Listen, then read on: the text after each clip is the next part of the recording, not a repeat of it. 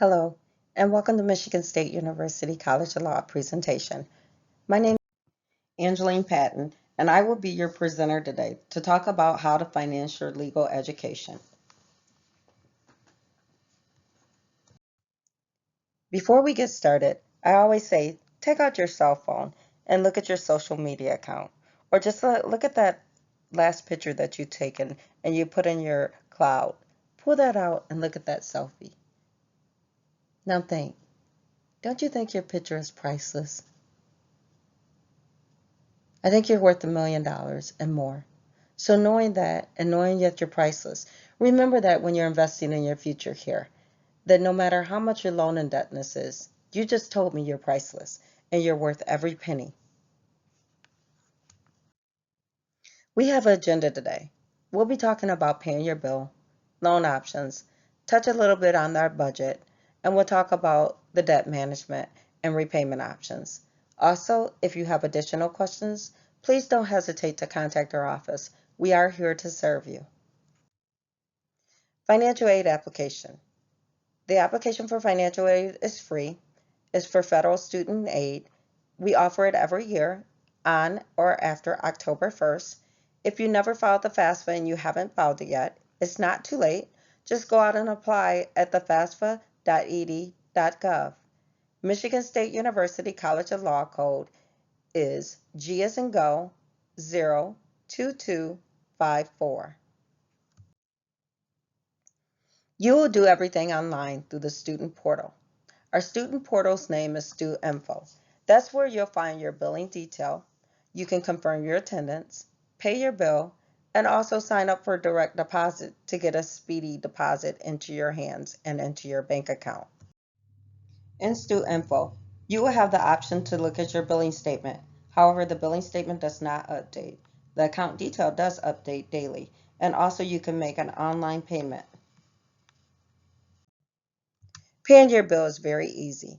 We'll be sending you a billing statement from our student accounts office. It's going to be an e-bill. You'll get it every semester, and always check your new bill. If it looks like your bill is different from the previous semester and it's a lot higher than what you anticipated, I would definitely go back and look at your financial aid. Make sure you accepted all your loans. And also, one thing that we ought to notice moving forward, make sure you confirmed your attendance. Paying your bill. If it's late, you'll get a late fee. You could also get a disenrollment and then have to have a re-enrollment fee. It can add up from 0 to 200 in no time. So I always say it's very important to confirm your attendance. Refunds are normally dispersed 10 days before the official university start date.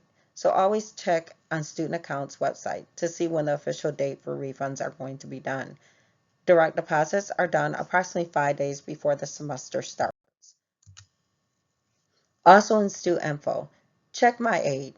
The FAST has the FAFSA status, loan action, and also gives you information about how to apply for the Grad Plus and how to complete the promissory note and entrance counseling if needed. When you're looking at StuInfo, everything is done online. So we wanted to point out to you, on StuInfo, they have a quick links to financial aid, check My Aid. When you go there, it will direct you to our website. If you're done with everything in the overview from 1 to 7, that means you did everything and your loan has been dispersed and you have a refund.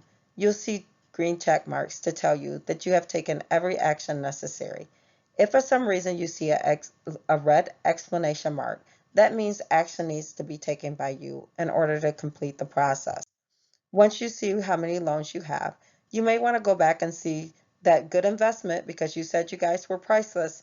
It will tell you in detail as you move forward what your loan indebtedness is. At the top of 4 where it says loan action, it will also tell you what loan actions you have completed, if you accepted, declined, or reduced any loan, and it will show how much loan dispersed upon completing your FAFSA.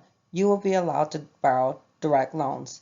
The first direct loan that you qualify for will be the unsubsidized direct Stafford loan. The amount that you can get is $138,500.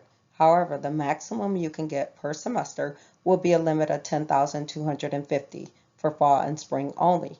There is an interest rate tied to this.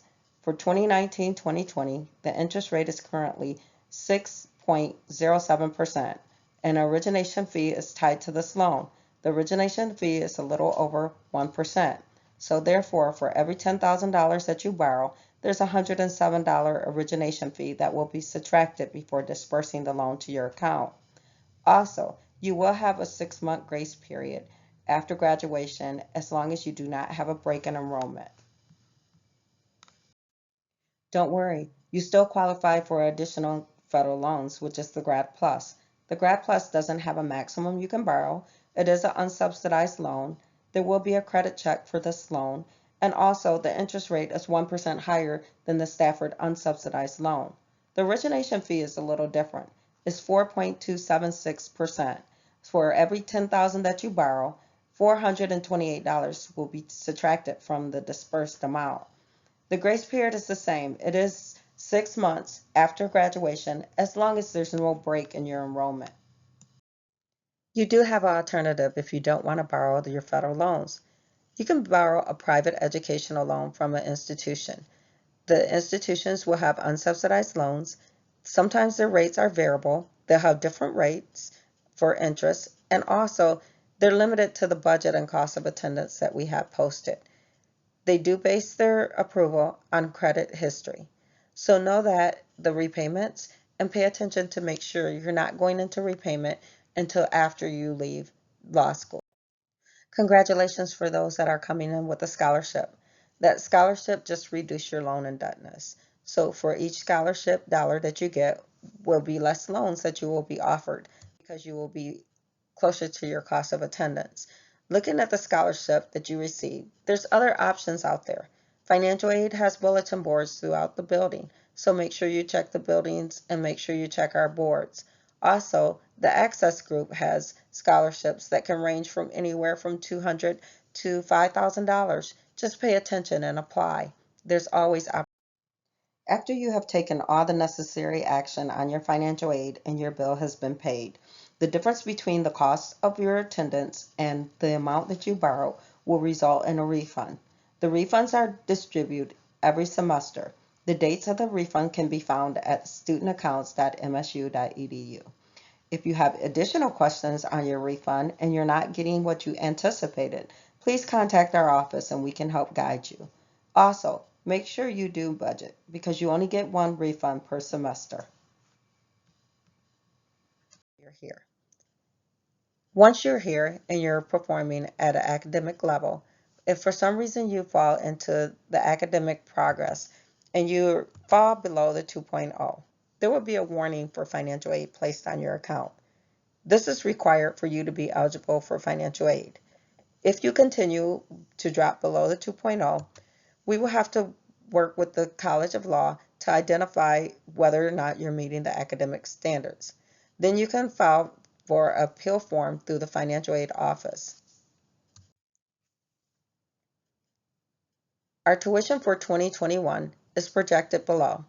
Residency credits per credits will be 1,442. Non-residents will be 1,602. Normally, law students go full-time, which is our block amount. For a resident, it's $21,136. For non-resident, you're looking at $23,484. Looking at the budget, what you have to budget for is you can change your outcome of how much you're going to borrow. You know you're going to get approximately an $8,000 refund.